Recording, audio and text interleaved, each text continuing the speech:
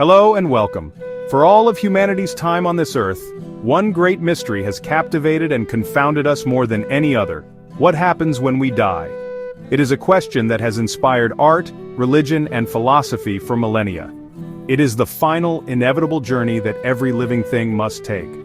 While the spiritual aspects of this transition remain a matter of faith and personal belief, the physical process is something we can observe, study, and understand through the lens of science.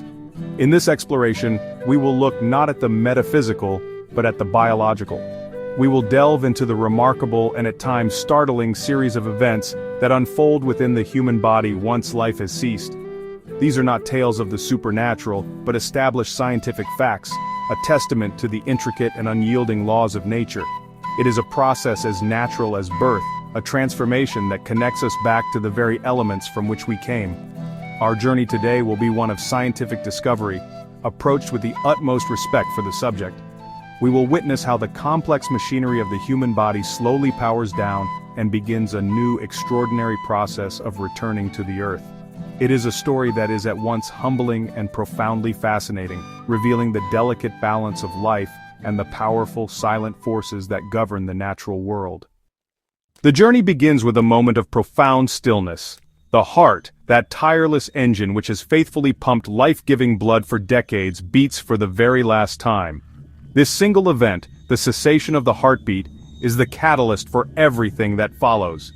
It is the moment clinical death is often declared, a definitive line drawn between life and the processes that come after.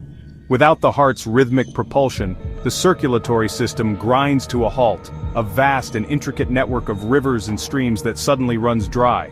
Imagine a bustling city that abruptly loses all power, the lights go out, transportation stops, and communication ceases.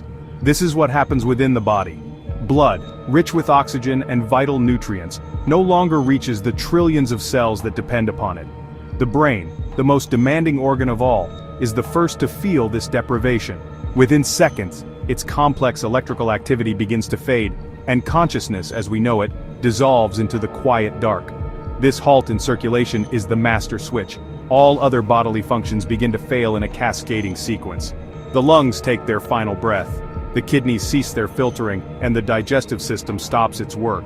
The body's internal thermostat is now inactive. It is a moment of complete and utter systemic shutdown. The intricate dance of biological processes has concluded. The body now stands at the threshold of a new and very different existence. It is no longer an organism fighting against entropy, but an object that will now yield to the fundamental laws of physics and chemistry, beginning its long, slow return to the natural world. Once the internal furnace of metabolism is extinguished, the body can no longer generate its own heat. It begins a slow, inexorable process of cooling, a phenomenon known to forensic scientists as algor mortis, or the cold of death. The body, which once maintained a constant temperature of around 37 degrees Celsius, or 98.6 degrees Fahrenheit, now starts to surrender its warmth to the surrounding environment. It is a simple yet profound act of physics. The rate of this cooling is not uniform, it is a story told by the environment itself. A body in a cool room or submerged in cold water will lose heat much more rapidly than one in a warm, humid climate. Clothing, body fat, and posture all play a role, each factor influencing the speed of this thermal equilibrium. On average, the body cools at a rate of approximately 0.8 degrees Celsius, or 1.5 degrees Fahrenheit per hour for the first 12 hours. This gradual temperature drop is one of the key indicators used by investigators to estimate the time of death. By carefully measuring the core body temperature and considering the environmental variables, they can construct a timeline peering back into the final hours. It is a silent testimony, the body itself providing clues to its own recent history, its warmth slowly seeping away like the final embers of a fire. This process continues until the body reaches ambient temperature, becoming one with its surroundings. It is a physical manifestation of the end of life's energetic struggle. For its entire existence, the body fought to maintain its internal climate against the fluctuations of the outside world. Now, in death, that battle is over. The body no longer resists the environment, it simply joins it, its temperature becoming a reflection of the air, the water, or the earth around it. A few hours after the final beat, a curious and dramatic change begins to take hold. The muscles, which in life were supple and responsive, start to stiffen and lock into place. This is rigor mortis, Latin for the stiffness of death, a well-known yet often misunderstood post-mortem phenomenon. It is not a sign of returning life, but rather a chemical consequence of its absence, a final, fleeting contraction of the body's powerful muscular system. This process is driven by chemistry at the cellular level.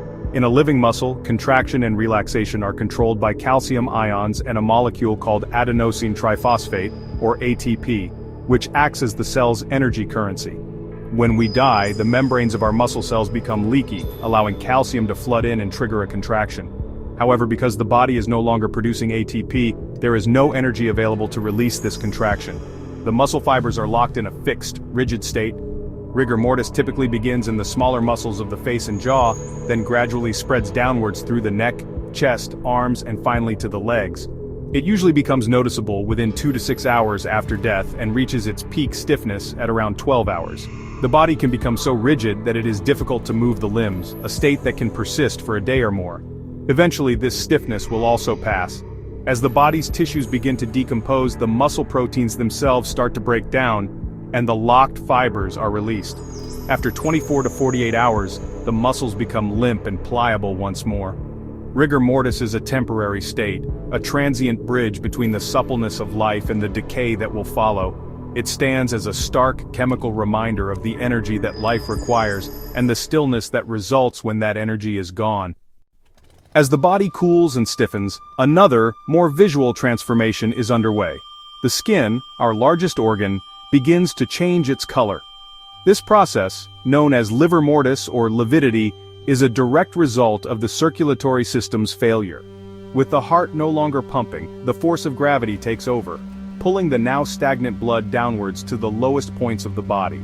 It is a passive, silent settling. This pooling of blood becomes visible through the skin as a purplish-red discoloration, similar to a bruise. If a person dies lying on their back, this lividity will appear along the entire length of their back, buttocks, and the back of their legs. If they were on their stomach, it would appear on their chest and face. The areas of skin that are pressed against a hard surface, like the shoulder blades or parts of the body constricted by tight clothing, will remain pale, as the pressure prevents the blood from settling there. This process begins within 20 minutes to a few hours after death, and is one of the key signs that medical professionals and forensic experts look for. In the early stages, if the skin is pressed, the area will turn white or blanch as the blood is temporarily pushed away. However, after about 8 to 12 hours, the lividity becomes fixed. The blood cells have begun to break down and leak from the vessels, staining the surrounding tissues permanently. At this point, pressing on the skin will no longer cause it to blanch.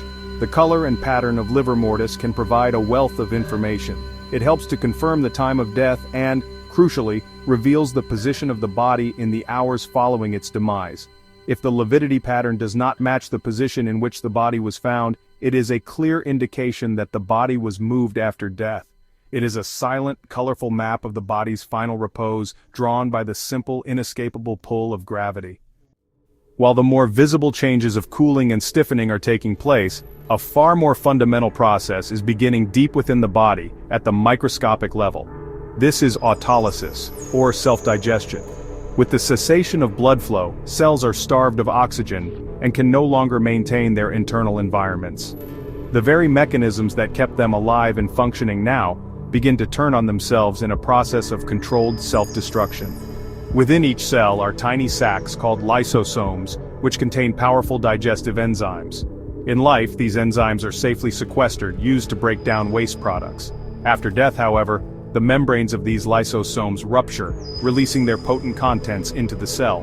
These enzymes begin to digest the cell from the inside out, breaking down proteins, fats, and carbohydrates into simpler components. It is a quiet, microscopic demolition. This process does not happen everywhere at once. It begins in organs that have a high concentration of these enzymes, such as the liver and the pancreas, and in the brain, which is incredibly sensitive to a lack of oxygen.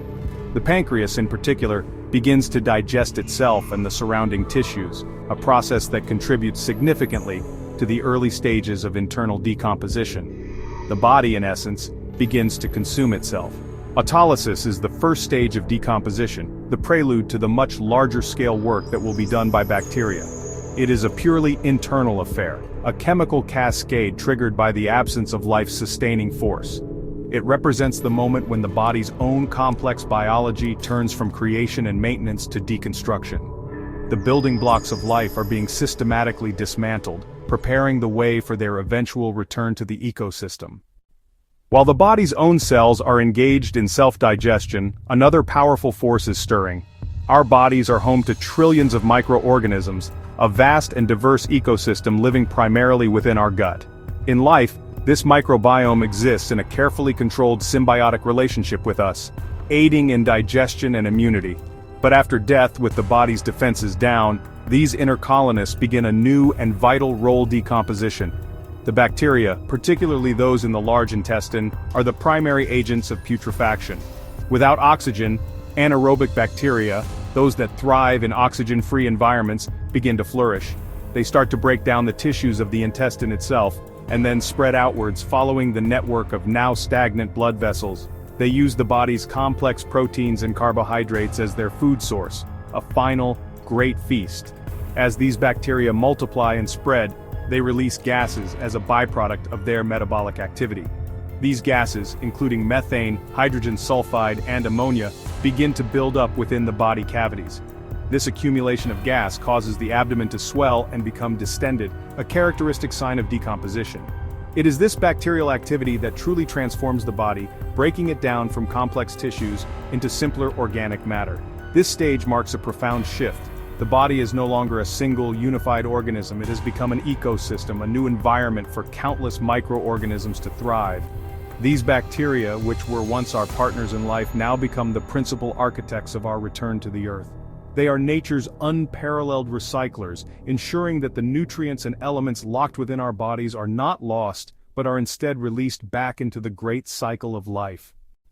In the quiet stillness that follows death, the body can sometimes produce unsettling sounds. Groans, moans, or sighs may emanate from the deceased, and honestly, these sounds can be deeply disturbing to the uninformed. But these are not signs of life returning, nor are they echoes from another world. They are simply the mechanical results of the physical processes unfolding within the now inert body. It's really just the physics of air and gas in motion. The primary cause of these post-mortem noises is the escape of gas.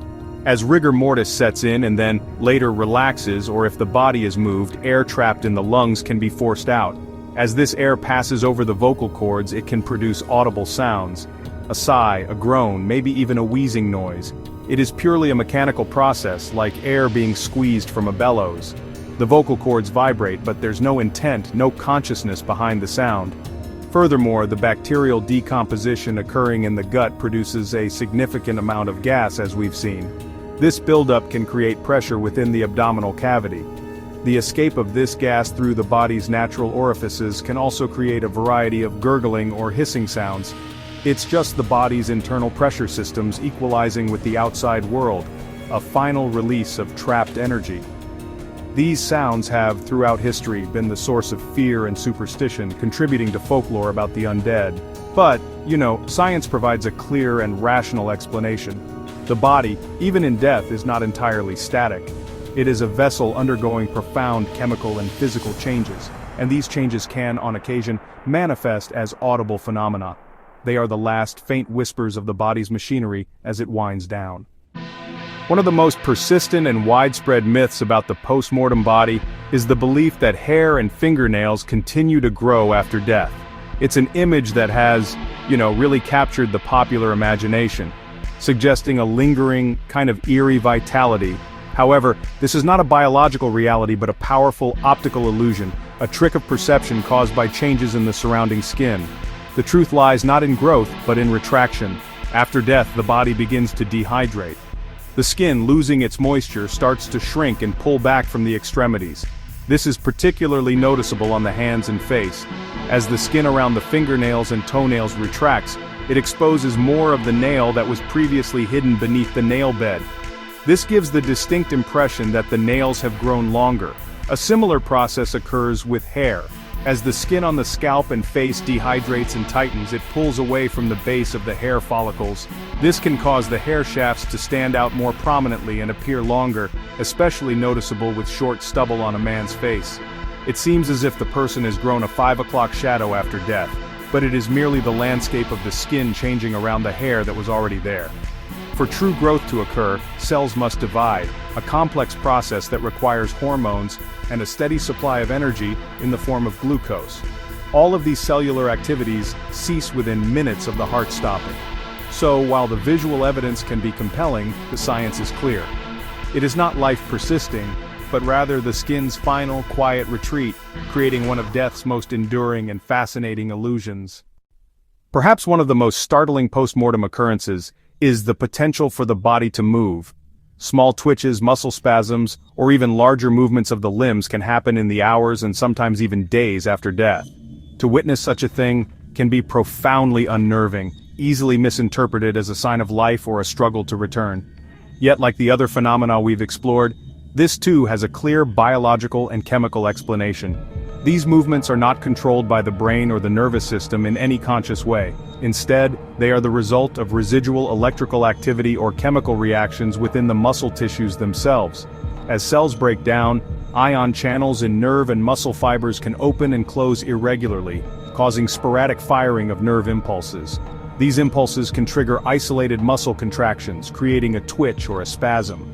As rigor mortis sets in and later wanes, the process of muscle contraction and relaxation can also cause slight, observable movements.